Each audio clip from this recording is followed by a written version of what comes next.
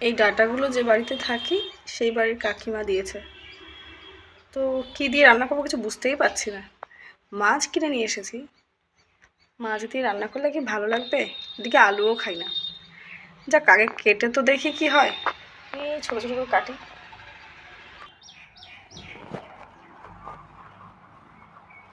আমি তো ছুরি দিয়ে ডাঁটা কাটতে পারি না, সেই জন্য আমি ছুটি দিয়ে সুন্দর করে ডাঁটাগুলো ছিলে নিচ্ছি। আমার মা বলে ডাঁটাগুলো যত বেশি ছিলবি তত ভালো, এগুলো থাকলে খেতে ভালোই লাগে না। ডাঁটা ছেঁড়ার পরেই পানিতে ভিজিয়ে দিচ্ছি সুন্দর করে। ছোটো বড় সাইজ হয়ে যাচ্ছে, কিছু করার নেই। ডাঁটাগুলো কাটলাম, কেটে নিয়ে বাপরে এই ডাঁটাগুলো কাটতে গিয়ে পুরো আমি বুড়ো হয়ে গেলাম। এই কটা ডাঁটা কাটতে পুরো আধা ঘন্টা মনে হয় লেগে গেল। ছোট ছোট দুটো আলু দেবে, কত আলু খাবো? আলু কেউ খায় নাকি? সুগার, আলু খেলেই সুগার।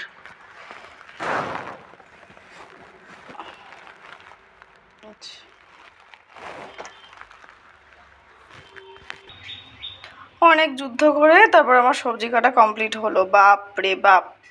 এবার দেখি রান্না শুরু করি, কতক্ষণ লাগে রান্না করতে। সবজি কাটতে কাটতে মনে হলো যে মাছ দিয়েই রান্না করে নিই, আর তো 2-3টে রান্না কে করতে যাবে, ভালো লাগে না। তো ওই ডাঁটা কেটে নিয়েছি, এদিকে একটু পেঁয়াজ কেটে নিয়েছি, তার সঙ্গে লঙ্কা, একটু টমেটো, অল্প একটু আদা আর একটু রসুন। অ্যাকচুয়ালি আমি এখন প্রত্যেক তরকারিতে রসুন আর আদা খাই। রসুনটা খেতাম, আদাটা বেশি খাওয়ার কারণ হচ্ছে আদা অনেকটা কিনে ফেলেছি সেই জন্য। তো আমি এটা দিয়ে একটু ঠুকে নেব, নিয়ে রান্না বসাবো।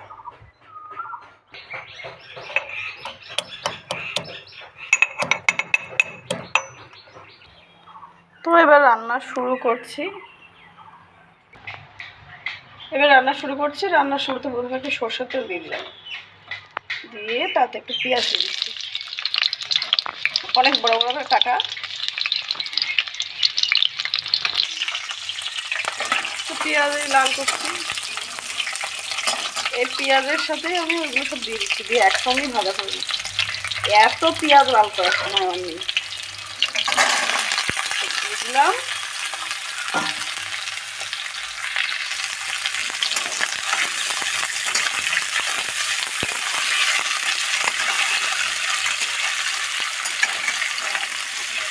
আমার চ্যানেলের নামটা পড়লেই হাসি লাগবে, যে যদি খেতে হয় তাহলে রান্না শিখতে হবে, তাই না?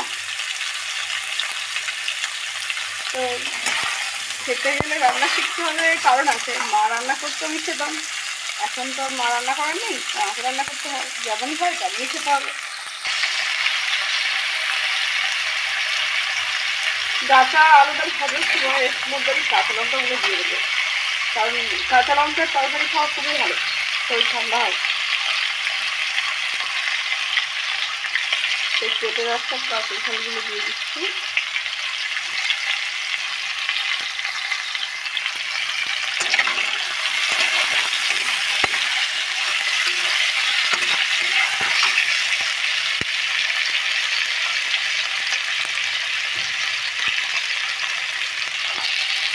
লবণ দিচ্ছি, এটা হচ্ছে হিমালয়ান পিঙ্ক সল্ট।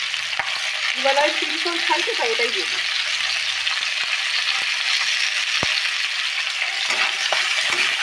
একটু ভাজবো।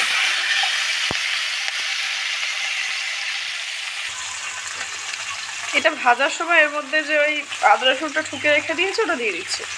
আচ্ছা, লবণটা তো যে যা লবণ খাই সেটা খেতে পারে, আমি জাস্ট হিমালয়ান পিঙ্ক সল্ট খাই তাই সেটা দিলাম। সব তো অনেকটা ভাজা ভাজা হয়ে গেছে, পেঁয়াজগুলো ভাজা ভাজা হয়ে গেছে, আলুগুলো ভাজা ভাজা হয়ে গেছে, কড়া খাই পড়ে যাচ্ছে।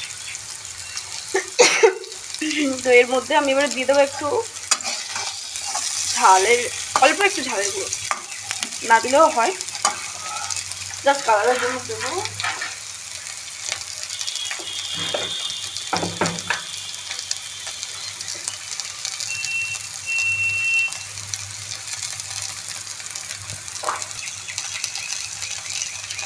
একটু হলুদ দিচ্ছি, একটু বেশি হলুদ পড়ে যাচ্ছে। এটা আছে জিরে মরিচ আর ধনে, দোকান থেকে কিনে নিয়ে আসা, দিলে একটু টেস্ট বাড়ায়। এইগুলো তরকারিতে না দিলে বেশ ভালো লাগে না। আর এই সামান্য একটু গুঁড়ো ঝাল একটুখানি, ব্যাস। এবার এটা কষে নিয়ে একটু জল দিয়ে এটা বসিয়ে রাখবো, এটা সিদ্ধ না হয়। ডাঁটাটা অ্যাকচুয়ালি খেতাম না, কিন্তু ডাঁটার প্রচুর উপকার, সেজন্য দিয়েছে, বলি খেয়েই নি। অল্প একটু পানি দিচ্ছি যাতে এটা কষাতে পারি, তারপরে কষিয়ে টমেটো দিয়ে আর ঝোল দেবো।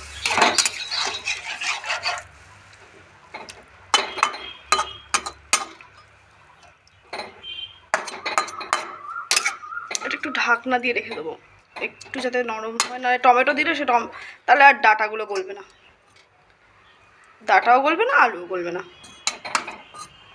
ব্যাস, এটা একটু ফুটুক, মিডিয়াম ফ্লেমে দিয়েছি একটু সিদ্ধ হওয়ার জন্য।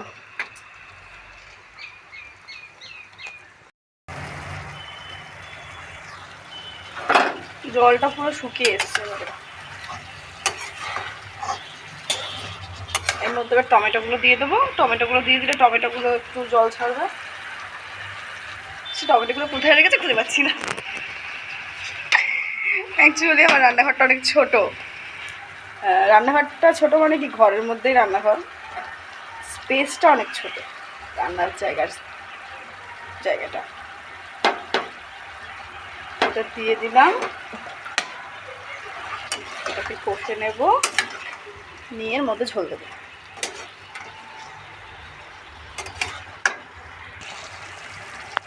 জল ছেড়েছে, জল ছাড়ার পরে একটু কষে নিচ্ছে। সত্যি কথা বলতে কি, আমার ধৈর্য অনেক কম, এই জল কখন শুকাবে পড়ে পড়ে আমি ঝোল কষতে হবে। বেশি মশলা পোড়াতে নেই, বেশি মশলা পোড়ানো শরীরের জন্য খারাপ, এতেই আমি ঝোল দিয়ে দিতে পারি।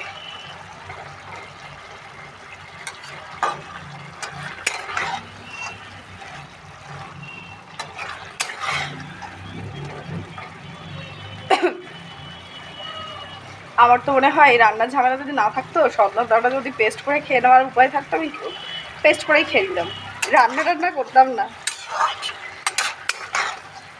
রান্না করা মানে একটু ঝামেলা, যদিও রান্না করতে ভালো লাগে, তবে সেটা ছুটির দিন হলে। স্কুলের দিন থাকলে তো রান্না করতে একদমই ভালো লাগে না, আমার বিরক্ত লেগে যায়, কখন আমি স্কুল যাব, কখন আমি রান্না করব। আর এখন তো রোজার সময়, রোজার সময় তো কোনোভাবেই লবণ টেস্ট করা যায় না, কিছুই টেস্ট করা যায় না, তো কী করা যাবে, হোক আস্তে আস্তে। রান্না করে আবার জিমে যেতে হবে, জিম থেকে এসে আবার আমি ইফতারের জোগাড় করবো, তো কখন রান্না করব, আবার নাইট কোচিং আছে, তো এই জন্য আমি তরকারিতে একটু ঝোল দিয়ে দিচ্ছি।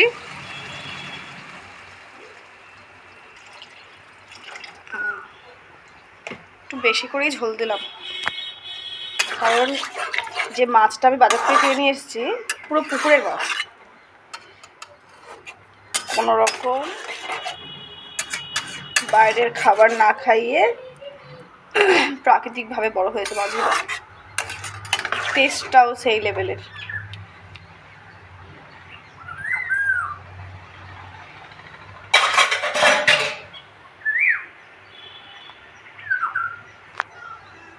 কালকের কিছুটা ধনেপাতা ছিল, সে ধনেপাতা একটু দিয়ে দিলাম। সব কিছু একসঙ্গেই হোক, একই পেটেই তো যাবে, তো ফুটে গেলে তারপরে মাছগুলো দিয়ে দেবো। তরকারি তো বেশ ভালোই ফুটে গেছে, এবার এই মাছগুলোকে আমি দিয়ে দেবো। এই মাছগুলোকে আমাদের এখানে টেম্পু মাছ বলে, তো মাছটা খেতে ভালোই লাগে, কাটা কম। 140 টাকা করে কেজি নিয়েছে, মাত্র 500 মাছ, তাতে ডিম, মানে ডিম দেখেই কিনেছি আমি। এই মাছগুলো সব এর মধ্যে দিয়ে দেবো, ও সেই টেস্ট হবে। তো মাছগুলো আমি একে একে দিয়ে দিই। এটা হচ্ছে মাথা,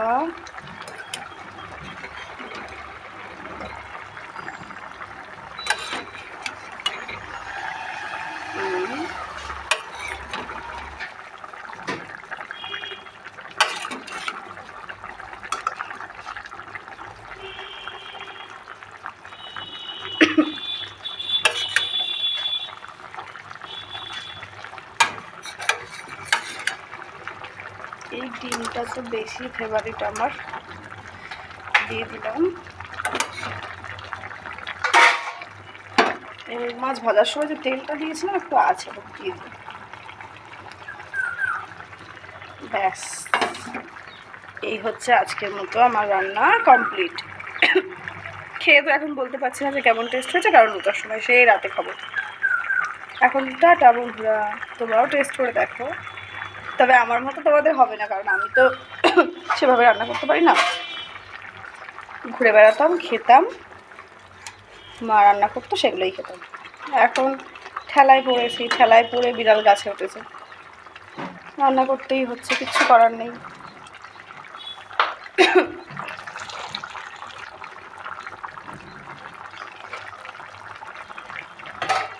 আমি এটাকে ঢেকে দিলাম 5 মিনিট মতো আস্তে করে। ব্যাস, টাটা।